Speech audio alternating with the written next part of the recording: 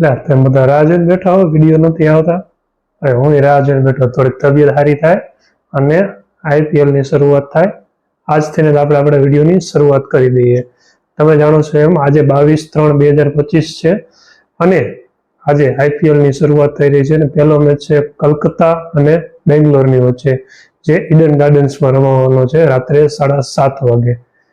જાણીશું કઈ ટીમ જીતે એવું છે અને કઈ ટીમ હારે એવું છે, એનાલિસિસ દ્વારા. चलो भाई देखो अब मैं क्या करता हूँ. તમે જાણો છો એ રીતે આજની ઓપનિંગ મેચ ઈડન ગાર્ડનમાં રમવાની છે, જે કલકત્તાનું હોમ ગ્રાઉન્ડ છે. ખાસ કરીને આ ગ્રાઉન્ડ જો એ સ્પિન ફ્રેન્ડલી છે, એટલે જે પણ ટીમ પાસે સ્પિનરો સારા હશે એ આજ મેચ જીતશે. એટલે આજે કલકત્તા પાસે સ્પિનરો સારા છે. જો RCB ના બેટ્સમેન એને સારી રીતે રમ્યા તો RCB જીતશે, નહીતર કલકત્તાનું પલ્લું ભારે છે. ખોટું ન લગાડતા, હું RCB નો જ સપોર્ટર છું, પણ તોય ઓપનિંગ મેચ RCB વાળા હારે જ છે, ધ્યાન રાખજો. तोबा तोबा तोबा, थारा मूड खराब कर दिया. અને આમે RCB હાર સાથે શરૂઆત કરે ને તો જ એની સિઝન હારી જાય છે. ખોટું ન લગાડું, બી પોઝિટિવ. अच्छा ठीक है, समझ गया. હવે 1 by 1 એક એક ટીમનું એનાલિસિસ કરીએ. પહેલી ટીમ છે કલકત્તા. કલકત્તામાં મુખ્ય 5 પ્લેયર આજે જોવાલાયક છે. પહેલો છે આંદ્રે રસેલ, ઓલરાઉન્ડર છે, ફાસ્ટ બોલિંગ પણ કરી શકે અને બેટિંગ પણ કરી શકે.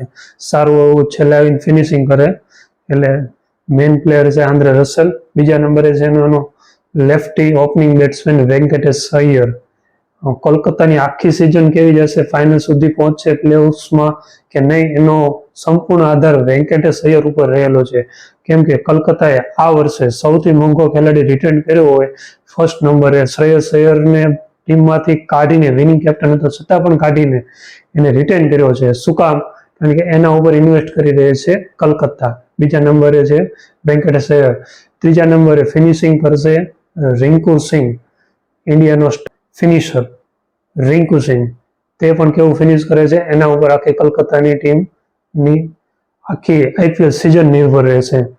હવે બે સ્પિનર છે, વરુણ ચક્રવર્તી અને સુનિલ નારાયણ. સુનિલ નારાયણ ઓપનિંગ બેટ્સમેન પણ છે અને ખાસ કરીને સ્પિનર પણ છે. આ બંને આખી 8 ઓવર કેવી રીતની નાખે છે એનું આખું મેચ એના ઉપર ડિપેન્ડ કરશે. કલકત્તાના ઈડન ગ્રાઉન્ડ ઉપર કોઈ શંકા કરવાની જરૂર જ નથી, કારણ કે એમાં આ સ્પિન ફ્રેન્ડલી આખું બનેલું છે ને, આ બે સ્પિનર જ આખો મેચ એમને જીતાડી દેશે.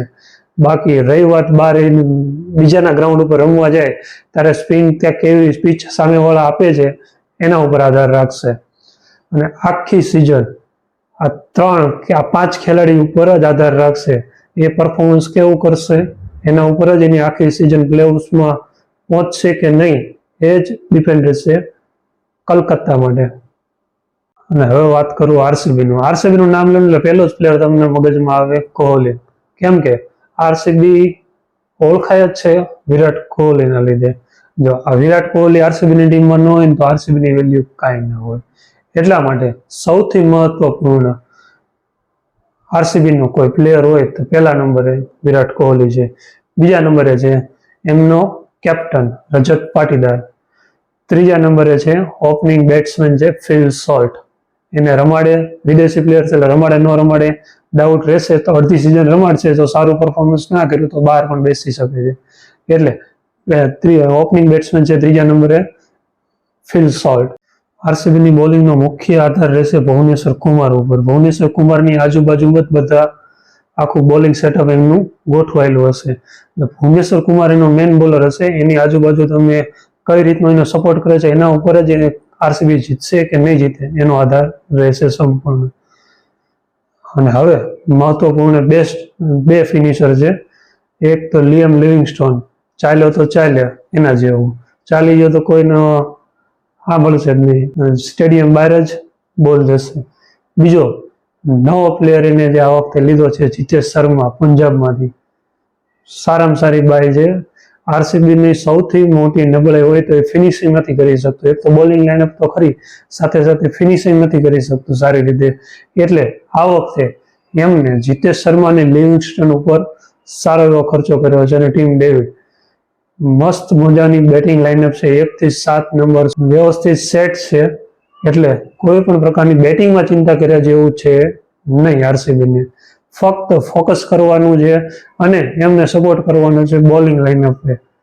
આ વખતે આરસીબી ટુર્નામેન્ટમાં આગળ વધશે કે નહીં, ક્વોલિફાય થશે કે નહીં, પૂરેપૂરું સંપૂર્ણ ડિપેન્ડ હશે એમના બોલર ઉપર. એમનું બોલર જેવું પરફોર્મ કરશે એવું આરસીબી આગળ અને આગળ વધશે. अच्छा हमको सिखा रिया है.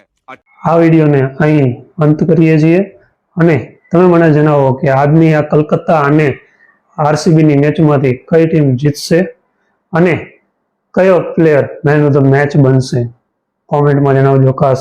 અને હા, તમારી ફેવરિટ ટીમ કઈ છે બીજો કોમેન્ટમાં જણાવજો. અને ખાસ તમારા ક્રિકેટ લવર ફ્રેન્ડને આ વિડીયો શેર કરવાનું ભૂલતા નહીં.